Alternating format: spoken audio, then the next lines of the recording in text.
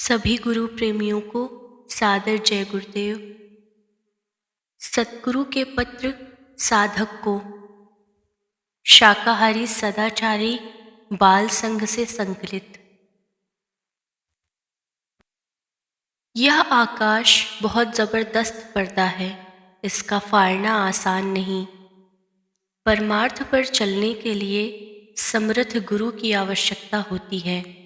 पूरे विरह के साथ जोर लगाओगे तभी कपाट खुलेगा। अपनी गलतियों के लिए बार बार पछताना होगा, रोना होगा और गुरु से बार बार माफ़ी मांगनी होगी, तब जाकर काम बनेगा। इस पर्दे को जिसने भी तोड़ा उसने रोकर ही तोड़ा है, वरना ऐसे यह आकाश फटने वाला नहीं है। विरह का धक्का लगने पर वह आकाश फट जाता है और फिर जीवात्मा ज्योति स्वरूप निरंजन भगवान का दर्शन करती है। यहाँ जो मस्ती चढ़ती है उसे साधक ही जान सकता है। वहाँ की रोशनी अजीब है और निरंतर घंटे घड़ियाल बजते रहते हैं। इसलिए विरह अंग लेकर भजन में बैठो।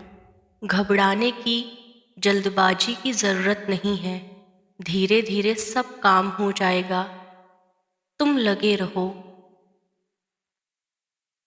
जब तुमने नामदान ले लिया है तो नाम की कमाई करनी चाहिए। अपने ख्यालों को समेटकर दोनों आँखों के पीछे जहाँ तीसरा तिल है वहाँ ले आओ, तब शक्ति प्राप्त होगी।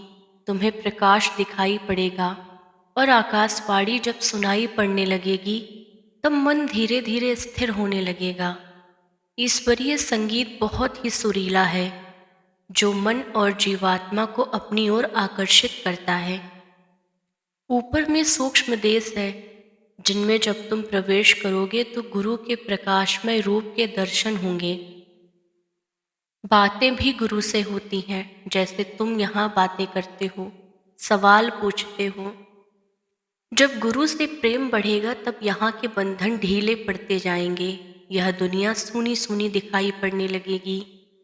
इसलिए प्रारंभ में तुम्हें मन चित्त लगाकर सुमिरन, ध्यान, भजन करना चाहिए। तुम्हारी लगन मेहनत के अनुसार तुम्हें दया का परिचय मिलता जाएगा। पैर हाथ भजन ध्यान के वक्त सुन्न होते हैं तो ये निशानी है कि सूरत जीवात्मा का प्रकाश ऊपर को खिंच रहा है। संत मत की साधना जीते जी मरने की है। जो अभ्यासी जीते जी मरता है वह सदा के लिए जी जाता है। वह सांसारिक जीवन और मृत्यु को समान समझता है और उसे मौत का भय नहीं सताता। यह वह अवस्था है जिसमें आत्मा जन्म मरण से छुटकारा पा जाती है। जीते जी मरना आध्यात्मिक अभ्यास का आवश्यक अंग है, क्योंकि इस प्रकार मरकर ही आत्मा वास्तव में जीवित होती है और उसे बोध होता है कि यह शरीर एक पिंजरा है जिसमें वो अब तक कैद थी। शरीर से अलग होकर वो देखती है कि यह मेरा पुतला पड़ा हुआ है और फिर वह उसमें प्रवेश कर जाती है। इसमें घबराना नहीं चाहिए। तुम अपने अभ्यास में प्रतिदिन लगे रहो। ज्यों ज्यों मन की एकाग्रता बढ़ती जाएगी और प्रकाश का समूह दोनों आँखों के पीछे बनने लगेगा, जीवात्मा की आँख यानी दिव्य दृष्टि खुल जाएगी। फिर तो अंदर बाहर प्रकाश ही प्रकाश दिखाई पड़ने लगेगा। भजन ध्यान में जो कुछ भी दिखाई सुनाई पड़े उसे किसी से भी मत कहना। ऊपर बैठा गुरु सब देखता रहता है। भजन में आपको आनंद आता है, बड़ी खुशी की बात है। जो संगीत बाहर में सुना जाता है उससे अंदर का संगीत हजारों गुना मीठा और सुरीला है। नाच गानों के संगीत से परहेज करना चाहिए, क्योंकि बाहरी संगीत को सुनने से ख्याल बिखर जाता है और आत्मा की चढ़ाई कठिन हो जाती है। दोनों आंखों के पीछे बैठी आत्मा जब इस तन रूपी पिंजरे को भजन ध्यान के द्वारा छोड़ती है तो यह इतनी तेज रफ्तार से आकाश में उड़ती है जिसका अनुमान लगाना मुश्किल है। अनावश्यक मेलजोल नहीं बढ़ाना चाहिए, इससे मन का फैलाव होता है। इसलिए सांसारिक कामकाज से बचे हुए समय को भजन में लगावें। दान पुण्य करने से मुक्ति नहीं मिलती। इस मृत्यु लोक में दान करने का फल यही है कि अगले जन्म में मनुष्य सेठ साहूकार बन जाएगा, राजा महाराजा बन जाएगा। इससे अधिक कुछ नहीं। 100 का 1000 मिल जाएगा और 1000 का लाख मिल जाएगा। जब जीवात्मा नामदान लेने के बाद सूरज शब्द योग की कमाई करके ईश्वर ध्यान और ब्रह्म धाम के ऊपर पार ब्रह्म पद में पहुंचकर मान सरोवर में स्नान करती है, तब जीव को सच्ची मुक्ति मिलती है। पूरे गुरु की कृपा से ही यह संभव है। बिना नाम के मुक्ति नहीं। नाम को पकड़कर ही जीवात्मा ऊपरी मंडलों की चढ़ाई कर सकती है और नाम मिलता है संत सद्गुरु से। तुम्हें नाम जब मिल गया है तब लगन के साथ कमाई में लग जाओ, वह असली काम है। नाम भी चेतन है और जीवात्मा भी चेतन है। चेतन से चेतन का जब मिलाप हो गया तभी सुख मिलेगा, निर्भयता आएगी। प्रारब्ध बलवान है, इसको भोगना पड़ता है और इससे बचने का कोई उपाय नहीं है। पर भजन के द्वारा आत्मा इतनी बलवान हो जाती है कि सत्संगी अपने प्रारब्ध के अनुकूल या प्रतिकूल प्रभाव को महसूस नहीं करता। यदि भजन द्वारा प्रारब्ध कर्मों की सीमा को पार कर लिया जाए तो उनके प्रभाव से मुक्त हुआ जा सकता है। इसलिए महात्माओं ने भजन को ही कर्म की दवा बताया है। बीमार पड़ना, डॉक्टरों से राय लेना, उनसे इलाज करवाना, यह भी कर्म का ही एक भाग है। इस प्रकार डॉक्टर का और दवा बेचने वालों का कर्ज चुकाया जाता है। कर्मों का विधान बड़ा जटिल है और जब तक जीवात्मा की आंख यानी दिव्य आंख नहीं खुलती उसे समझा नहीं जा सकता। बीमारी हो या परेशानी हो, उसमें घबराना मत और भजन में लगे रहो। भजन सब मर्जों की दवा है, इस बात को समझना चाहिए। संसार के लोगों से दोस्ती कम रखो, जितना जरूरी हो उतना बर्ताव करो। जो समय बचे उसमें भजन करो। जो श्वासें निकल गई वो वापस लौट कर नहीं आएंगी, इस बात को बराबर याद रखते रहना चाहिए। लड़की के लिए अधिक चिंता मत करो, लड़का देखते रहो। अपना प्रयास करना चाहिए, कहीं ना कहीं संयोग बैठ जाएगा। मालिक सब देखता रहता है। जब मौका मिले सत्संग में हाजिरी देते रहने से कर्मों की सफाई होती रहती है। कर्मों का बोझा जब अधिक होता है तभी मन में चंचलता बढ़ जाती है। भजन नियमित रूप से करने का नियम बना लो, तभी सफलता मिलेगी। अन्न का बड़ा असर होता है। जैसे अन्न होगा वैसे ही खाने वाले का स्वभाव होगा। तुम्हें इस बात का बराबर ध्यान रखना चाहिए। भजन में रूखे फीके रहने का यह भी एक मुख्य कारण है। जानवरों की तरह जहाँ चाहा मुंह मार दिया, इससे नुकसान होता है। कहीं का भोजन हो सोच विचार कर ग्रहण करना चाहिए। अगर तुम अपना सुलभ परलोक का रास्ता तय करना चाहते हो तो मांसाहारी जीवों से लाखों कोस दूर रहने की कोशिश करो। अरस परस करने से पाप लग जाता है, फिर 84 लाख योनियों में कर्म भोगना होगा। भजन से ही कर्म धुलेंगे। तुम्हारी पत्नी को मरने के 3-4 दिन पहले भयानक शक्लें दिखाई देती थीं और वो चीखें मारती रही। उसने भजन सुमिरन नहीं किया और उसके विचार शक्लें बन बनकर उसे डराते रहे। चिंता नहीं करनी चाहिए। जब आत्मा सिमट कर सुषुम्ना के पास जाती है तो सद्गुरु संभाल लेते हैं और जीवों के पाप की ओर ध्यान नहीं देते। तुम भजन ध्यान बराबर करते रहो। भजन से कर्म धुलेंगे और आत्मा निर्मल होगी। जीवात्मा जब नाम की डोर पकड़ लेगी तब गगन में चढ़ती लगेगी। उधर अमृत बरसता है, उसे पीकर वो बलवती हो जाती है। इस बात का विश्वास रखो कि गुरु शब्द रूप में हर सत्संगी के साथ मौजूद है और जरूरत पड़ने पर संभाल करता है। तुम्हारे दिल में गुरु के प्रति जितना प्रेम होगा, भक्ति होगी, उतनी ही निकटता महसूस होगी। जितना अधिक तुम गुरु को भूलते जाओगे उतनी ही दूरी बढ़ती जाएगी। बीमारी आ गई है तो दवा कराओ। दवा के साथ दुआ काम करेगी। घबराना नहीं चाहिए। कर्म है, साफ होगा तो बीमारी अपने आप चली जाएगी। भजन ध्यान में अधिक समय देना चाहिए। काम काज से जब मौका मिले 10 मिनट 15 मिनट भजन में बैठ जाओ।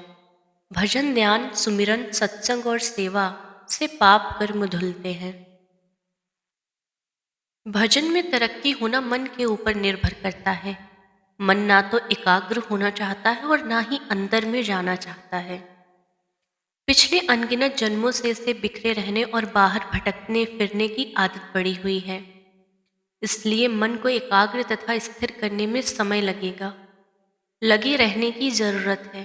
बैठो जरूर। जब जब मौका मिले भजन ध्यान पर बैठ जाओ। बैठते रहने से बैठने की आदत पड़ जाएगी। प्रेम और विश्वास के साथ बैठना चाहिए। तुम्हारे अंतर में गुरु सूक्ष्म रूप में बैठा हुआ है और बराबर देख रहा है। कर्मों की सफाई होते ही तीसरे तिल में गुरु के दर्शन होंगे। धीरज रखो। अधीर नहीं होना चाहिए। जो काम धीरे धीरे होता है वो रहमान की तरफ से होता है। जल्दबाजी का काम शैतान का है। पहले तुम्हें इंद्रियों के घाट से ऊपर उठना सीखना चाहिए। सुमिरन के द्वारा यह काम धीरे धीरे होगा। इस शरीर में 9 दरवाजे हैं और इन सबके ऊपर आकर 10वें दरवाजे को खटखटाना है, जो आंखों के ऊपर है। वह दरवाजा अभी बंद है। वह जब खुलेगा तब तुम्हारा प्रवेश स्वर्गलोक में होगा। वहां कहीं भी अंधेरा नहीं है और न सूरज उगता डूबता है। तुम नियम से सुमिरन ध्यान भजन करोगे तब दया का परिचय मिलेगा। जीवात्मा पर लदे कर्मों की जब सफाई होगी तो धीरे धीरे अंतर में प्रकाश प्रकट होने लगेगा और आकाशवाणी भी सुनाई देने लगेगी। नाम कहो, देववाणी कहो, शब्द कहो, कलमा कहो, बात एक ही है। ईश्वरीय संगीत जब सुनाई पड़ने लगता है तब जीवात्मा की आंखें खुलने लगती हैं। दोनों आंखों के पीछे बैठी जीवात्मा में इतना प्रकाश है कि उसके सामने इस आकाश में दिखने वाले हजारों सूरज का प्रकाश फीका दिखाई देने लगता है। बीमारी आ गई है तो घबराना नहीं चाहिए। जो पर्दा आ गया है साफ हो जाएगा। 16 आने में 4 आने भुगताया जाता है, फिर भी अधीर हो जाते हो। बिस्तर पर पड़े पड़े मन को घाट पर लगाए रखो तो कष्ट में कमी महसूस होगी। लड़की की शादी के लिए प्रयास करो, कहीं ना कहीं तय हो जाएगी। अपना कर्म करते रहना चाहिए। सब कुछ निश्चित रहता है। भजन के वक्त संसारी चिंतन होता रहेगा तो इससे कोई भी लाभ नहीं। मन ने गंदगी इकट्ठा की है और जब वो साथ देगा तभी कर्मों की गंदगी साफ होगी। जीवन में भजन की प्रमुखता होनी चाहिए। तकलीफ जब आ जाए तब घबराना नहीं चाहिए। वह प्रभु सबके अंदर बैठा है और बराबर देखता रहता है। खराब कर्मों का थोड़ा बहुत भुगतान तो करना ही पड़ेगा। भजन करने से तकलीफ का एहसास नहीं होता। प्रारब्ध कर्म को ना मिटाया जा सकता और ना ही बदला जा सकता है। इसका फल भोगना ही पड़ता है, किंतु दया से इसकी कमी हो जाती है। ध्यान को हमेशा तीसरे तिल में लगाए रखो। जब आदत पड़ जाएगी तो भजन के वक्त मन अधिक भागदौड़ नहीं करेगा। मन को रोकने का ही अभ्यास करना चाहिए। मन ने गंदगी जमा की है और जब मन साथ देगा तभी गंदगी दूर होगी। फिर प्रकाश प्रकट होगा और अंतर में शब्द सुनाई देगा। शब्द में, नाम में इतनी मिठास है कि उसे सुनकर मन स्वतः शांत हो जाता है। ईश्वरीय संगीत मन को सदा अपनी ओर आकर्षित करती रहती है। भजन के वक्त तुम्हें जो नींद आती है इसका कारण यह है कि तुम सच्चे शौक से भजन में नहीं बैठते हो। उत्साह के साथ भजन में बैठना चाहिए। अभी प्यार कच्चा है। एक दैनिक कार्यक्रम समझकर समय भजन ध्यान में देने से वास्तविक लाभ नहीं होगा। कभी कभी अभ्यास में हाथ पैर सुन्न होने लगता है तो घबराना नहीं चाहिए। इस अभ्यास में हाथ पैर और धीरे धीरे आंखों के नीचे का सारा शरीर सुन्न हो जाता है। फिर भी श्वास क्रिया उसी साधारण रूप में जारी रहती है जैसे नींद की हालत में। केवल ध्यान बाहर रहने के बदले भीतर रहेगा। आंतरिक वस्तुओं के लिए अंतर की पूरी चेतना रहेगी, लेकिन जहां तक बाहरी संसार का संबंध है हम उससे अचेत रहेंगे। जिस वक्त साधक तीसरे तिल में आंखों के ऊपर पहुंचता है उस वक्त शब्द आगे ले चलने के लिए सूरत के साथ हो जाता है। गुरु का स्वरूप तीसरे तिल में मौजूद है और सदा मदद करने के लिए तैयार रहता है। ठीक लिखा है, ऐसा तो होता ही है। जो जो अभ्यास में अधिक समय देने लगोगे, शब्द साफ सुनाई देता जाएगा। फिर तो मस्ती आती ही है। जो कुछ भी अंतर में देखो या सुनो, इतना छुपा कर रखो कि हवा को भी खबर न पड़ने पाए। यह मालिक का भेद है, छुपा कर रखना चाहिए। जैसे स्त्री पति के आनंद को जाहिर नहीं करती, इसी प्रकार साधक को आनंद को छुपाना चाहिए। ऐसा ही होता है कि कभी कभी अपने तन बदन का होश नहीं रहता, क्योंकि अमृत चूता रहता है। और आत्मा की प्यास तभी बुझती है जब उसे अमृत पीने को मिलता है, और मन भी पीकर उसके नशे में झूमता रहता है। फिर वह इधर नीचे शरीर में आने की तरफ ध्यान नहीं देता। वह आत्मा के कब्जे में ही रहना चाहता है, और उसकी दौड़ धूप चंचलता सब समाप्त हो जाती है। यह सब गुरु की दया पर निर्भर करता है, इसलिए हर वक्त परमार्थ की तरफ लगन लगाए रहना चाहिए। सुमिरन के समय मन बाहर न भटके, इस बात की चौकीदारी करो। मन बाहर इधर उधर भागता रहेगा तब पर्दे साफ नहीं होंगे। फिर न प्रकाश दिखाई देगा और ना ही शब्द सुनाई देगा। मन की चौकसी बहुत जरूरी है। मन ने ही गंदगी इकट्ठा की है, और जब ये सूरत का साथ देगा तभी कर्मों की गंदगी साफ होगी। इसमें जल्दबाजी नहीं करनी चाहिए, धीरे धीरे काम होगा। जल्दबाजी का काम शैतान की तरफ से होता है। भजन, ध्यान और सुमिरन रोज रोज करो, लगन बनी रहेगी तो काम जल्दी होगा। भजन के वक्त जो आवाज़ सुनाई पड़ती है उसे ध्यान से बराबर सुनते रहो। भजन का समय थोड़ा बढ़ा दो। एक बार लगातार 1.5 घंटे से कम नहीं बैठना चाहिए। 1 घंटा तो मन को एकाग्र करने में लग जाता है। मन के फितरतों से बचो। छोटे छोटे बहाने बताकर मन भजन को टालना चाहता है। जब मन ऐसा व्यवहार करे तो आधा घंटा और बढ़ाकर इसे सजा देनी चाहिए।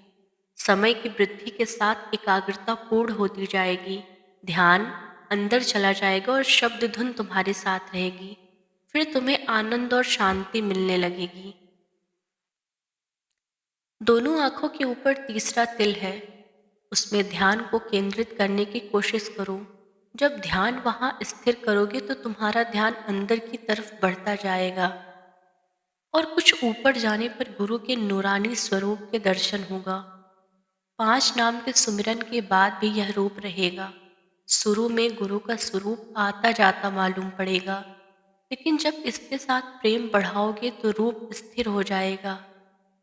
तुमसे बातें करेगा, तुम्हारे सवालों का जवाब देगा, और तुम्हें ऊपर ईश्वर के धाम सहस्त्र कमल की ओर ले जाएगा। गुरु हर प्रकार से तुम्हारी मदद करेगा। गुरु का है यहाँ मृत्यु लोक में स्थूल रूप है, ऊपर में लिंग रूप है, आगे सूक्ष्म रूप है, और त्रिकुटी में कारण शरीर है। त्रिकुटी के आगे पार ब्रह्म में गुरु शब्द रूप में तुमसे मिलेगा। गुरु शब्द रूप में हर सत्संगी के साथ रहता है और संभाल किया करता है। प्रेम और लगन के साथ अभ्यास करोगे तो जल्दी तरक्की होगी। स्त्रियों को देखने में तुम्हें आनंद आता है, और सुमिरन ध्यान में समय उन्हीं का रूप सामने आता है। कोई भी आदत हो उसका छूटना बड़ा मुश्किल होता है। मन की डोरी माया के हाथ में है और वो हमेशा नचाती रहती है। बुद्धि विवेक से काम लो। किसी एक सुंदर स्त्री को 5 मिनट तक देखते रहो, फिर मन हट जाएगा। रपटीली नजर से देखते हो, इसीलिए देखने में मजा आता है। इस बात का ध्यान रखो कि तुम जो कुछ भी देखते हो, गुरु तुम्हारे पीछे बैठा हुआ सब कुछ देख रहा है। भय बना रहेगा तो बुराइयों से बच जाओगे।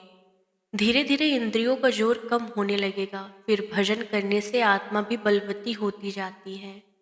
भजन रोज रोज मन लगाकर करो। कभी किया और कभी नहीं किया, इससे मन महीन नहीं होने पाएगा। भजन करने से मन पर अंकुश बना रहेगा। पुस्तकों को आप पढ़ें, चाहे गीता हो, रामायण हो या किसी महात्मा की पुस्तक हो। मगर पुस्तकें आपकी बुराइयों को दूर नहीं कर सकती। आप मंदिर में जाएं या मस्जिद में जाएं, गंगा नहाएं या जमुना में स्नान करें अथवा तीर्थों में भ्रमण करें, आपके ना तो पाप नष्ट होंगे और ना ही बुरी आदतें छूटेंगी। बुराइयों को कोई दूर नहीं कर सकता। बुराइयां दूर होंगी महापुरुषों के सत्संग से, उनकी दया से, भजन से। जो कमजोरियां आपके अंदर घर कर गई हैं, उनका छूटना आसान नहीं है।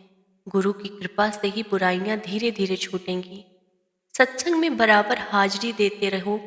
सत्संग में पड़े रहोगे तो सुधार हो जाएगा। प्रारब्ध कर्म भोगना पड़ता है। हर श्वास पर कर्म सुख दुख का चल रहा है। प्रारब्ध कर्म आंखों के ऊपर अंड के अष्टदल कमल में जमा रहता है। जब तक उस केंद्र को साधक पार नहीं कर लेता, तब तक उसका बहुत गहरा प्रभाव महसूस करता है। उस केंद्र को पार कर लेने के बाद गुरु के स्वरूप का दर्शन होता है। फिर प्रारब्ध का प्रभाव नाम मात्र के लिए महसूस होता है। गुरु का वह रूप वहां सदा निवास करता है, अर्थात गुरु वहां हर वक्त वहां मौजूद रहते हैं। गुरु का वह सूक्ष्म रूप बहुत सुंदर और प्यारा है। यहाँ बाहर में तो दर्शन गुरु के कभी कभी होते हैं, किंतु सूक्ष्म रूप का दर्शन साधक जब चाहे तब कर सकता है, बात कर सकता है, अपने प्रश्नों का उत्तर भी प्राप्त कर सकता है। यहाँ मन बलवान हो जाता है और उसमें अनायास ही इन कर्मों को सहन करने की शक्ति आ जाती है। तुम भजन में लगे रहो। सूरज जब शब्द में लय हो जाएगी, तब अंतर के सारे भेद खुलते चले जाएंगे। गलत रास्ते पर अगर चले गए तो जीवन व्यर्थ चला जाएगा। जीवन अनमोल है, इसकी कद्र करनी चाहिए। मर्यादा को छोड़ दिया और इंद्रियों के भोग में फंस गए तो परमार्थ का रास्ता छूट जाएगा। महापुरुषों के वचनों को याद करके जीवन को सदाचारी बनाना चाहिए। साधक को अपने स्वभाव व आचरण को बराबर निरख परख करते रहना चाहिए। यह देखना चाहिए कि हम गुरु के शब्दों पर कितने कुर्बान हैं अथवा आशिक हैं। आशिकी का मार्ग जब तक तय नहीं होगा, तब तक परमार्थ पर चलने का धन प्राप्त नहीं होगा। इसलिए आत्मनिरूपण जरूरी है। प्रेम गुरु के प्रति, परमार्थ के प्रति बढ़ता रहेगा तो मंजिल नजदीक नजदीक आती चली जाएगी। इन वचनों पर ध्यान दो। बच्चे की बीमारी से आप बहुत दुखी हैं। प्रारब्ध पहले बनता और शरीर बाद में बनता है। मनुष्य के जन्म के पूर्व भी उसकी सारी जिंदगी यानी भाग्य का निर्णय हो जाता है। बच्चे की सेवा करते चले। कर्म कर्जा है, वो अदा करना पड़ेगा। हम कर्म करने में भी अनजान हैं और कर्म फल भोगने में भी अनजान हैं। आप भजन में मन को लगावें। भजन से ही कर्म कटेंगे और आराम मिलेगा। जब कभी सत्संग में जाएं, बच्चे को साथ ले जाएं। महापुरुष की नजर पड़ेगी तो दया से कर्म हल्के होंगे। घबराना नहीं चाहिए। चिंता भजन की होनी चाहिए। किसी के दर्द को कोई बांट नहीं सकता। मोह को त्याग कर अपना कर्तव्य करे। यहाँ कोई किसी का साथी नहीं, एक दूसरे का बदला चुकाना पड़ता है। त्रिलोकीनाथ जो इस सृष्टि के मालिक हैं, उन्होंने ऐसा कानून ही बना रखा है। बड़ी प्रसन्नता है कि नामदान लेने के बाद लगन के साथ साधन भजन कर रही हो। जो आंतरिक दिव्य संगीत तुम्हें भजन के वक्त सुनाई पड़ता है, उसी को शब्द कहते हैं, नाम कहते हैं, अनहद वाणी कहते हैं। यही शब्द उस मालिक का रूप है और सभी मनुष्यों के अंदर है। यही शब्द तीसरे तिल में जो आंखों के ऊपर है, गुरु का सूक्ष्म रूप धारण कर लेता है। वह शब्द इस भौतिक संसार में गुरु का स्थूल रूप धारण करता है। इसलिए कहा गया है कि शब्द ही गुरु है और गुरु ही शब्द है। भजन के द्वारा जीवात्मा गुरु के सूक्ष्म रूप का दर्शन करती है। शब्द का काम है आत्मा को ऊपर के मंडलों में ले जाना। मन और आत्मा जब तीसरे तिल में पहुंचेंगे और स्थूल शरीर को खाली करके तारे, सूर्य और चांद के आंतरिक मंडलों को पार करेंगी, तब आध्यात्मिक उन्नति का परिचय मिलेगा। जो कोई भी लगन के साथ अभ्यास करेगा, वो इस दौलत को पाएगा। यह नगद सौदा है। जोश खरोश के साथ भजन में लगी रहो। आप दृढ़ संकल्प शक्ति के साथ भजन करेंगे, तभी भजन बनेगा। संकल्प शक्ति द्वारा इस मार्ग में सफलता हासिल की जा सकती है। दोनों आंखों के पीछे तीसरा तिल है। तीसरे तिल में पहुंचने से बुरी प्रवृत्तियों से नफरत हो जाती है और नाम के प्रति रुचि हो जाती है। नाम के संगीत में वो मिठास है जिसको चख कर मन उसका रसिया हो जाता है। सहज दल कमल में यानी ईश्वर के धाम में पहुंचने पर बुरी प्रवृत्तियां एकदम खत्म हो जाती हैं और उनके ऊपर पूरे तौर से विजय प्राप्त हो जाती है। यहाँ पहुंच जाने के बाद निचले केंद्रों पर जलने वाली काम की ज्वाला सदा के लिए बुझ जाती है। खान पान का असर भजन पर जरूर पड़ेगा। विचार के बाद ही किसी का अन्न ग्रहण करना चाहिए। यदि दूषित अन्न का सेवन किया है तो उस दिन भजन में समय अधिक दे। भजन ध्यान सुमिरन से ही कर्म उड़ाए जाते हैं। कर्मों का विधान बड़ा जटिल है। जो ऊंचे साधक होते हैं वही समझते हैं। सत्संग बराबर मिलता रहेगा तब बातें समझ में आएंगी। मन का रोना सबने रोया है। माता पिता को बच्चे के पालन पोषण में जितनी होशियारी से काम लेना पड़ता है, मन को संभालने के लिए भी उससे कई अधिक सतर्कता की जरूरत है। यह मन एक बहुत ही शरारती बच्चा है। जब तक यह हमारे वश में नहीं आता है तब तक यह हम लोगों का सबसे बड़ा दुश्मन है, और जब यह हमारे वश में आ जाता है तो इससे जैसा वफादार दोस्त भी नहीं। और बात यह है कि मन ने पूरा रूहानी लाभ उठाने के लिए तथा इसकी रूहानी नस्ल को पहचानने के लिए इसे वश में करना जरूरी है। यह दो मुहा सांप है। पहले कहेगा कि भजन करो और जब बैठोगे तब चल देगा। मानव जीवन में ही मन को वश में किया जा सकता है। तुम प्रेम और विश्वास के साथ सुमिरन और शब्द धुन को सुनना जारी रखो तो सब कुछ ठीक हो जाएगा। तुम घाट पर बैठना सीखो। वहां पर प्रभु बैठा है और तुम्हें निरंतर देख रहा है। वो बेखबर नहीं है, लेकिन जो पर्दा पड़ा है वो हटेगा नहीं तब तक उसका दर्शन दीदार नहीं होगा। हृदय का शुद्ध होना जरूरी है। वासनाओं का वेग धीरे धीरे काम होगा। भजन ध्यान में लगे रहना चाहिए, नागा ना होने पावे। मनुष्य शरीर के अंदर ही सारे महाद्वीप, खंड, ब्रह्मांड और स्वयं परमात्मा है।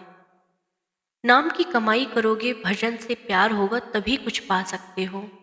काल भगवान ने शरीर और मन का जाल इस प्रकार होशियारी से बिछा रखा है कि इस शरीर और मन के चंगुल से निकल भागना प्राय असंभव ही है। गुरु की दया से ही जीव इनसे बच सकता है। इसलिए कहा जाता है कि आदेश का पालन करो और भजन करो तभी कुछ होगा। शरीर को स्वस्थ रखने के लिए जितना कार्य जरूरी है उतना करना चाहिए। यह मनुष्य शरीर एक पिंजरा है जिसमें जीवात्मा निवास करती है। हम सब 84 लाख योनियों के बड़े कारागार में पड़े हैं। हम मनुष्य जीवन में भी सुखी नहीं रह सकते। इंद्रियों का सुख नाम मात्र का और क्षणिक होता है। इसके अलावा हर इंसान की अपनी अपनी तकलीफें और कठिनाइयां होती हैं जिनका सामना करना पड़ता है। प्रारब्ध में दुख सुख सब कुछ लिखा रहता है। भजन से ही तुम्हें जमने मरने से छुटकारा मिलेगा। कुदरत के नियम के अनुसार कर्मों का लेन देन बराबर चलता रहेगा। कोई लड़का बनकर लेगा, लड़की बनकर लेगा या दामाद बनकर लेगा। कर्मों की गति को केवल योगी पुरुष ही जानते हैं। बच्चे की बीमारी से तुम्हें काफी परेशानी उठानी पड़ रही है और यह तब तक चलता रहेगा जब तक उसका कर्जा तुम चुका नहीं देते। भजन करने से गुरु की दया से कर्म साफ होते हैं, धुल जाते हैं और तभी आध्यात्मिक मार्ग आसान हो जाता है। इसलिए साधक को भजन पर विशेष जोर देना चाहिए।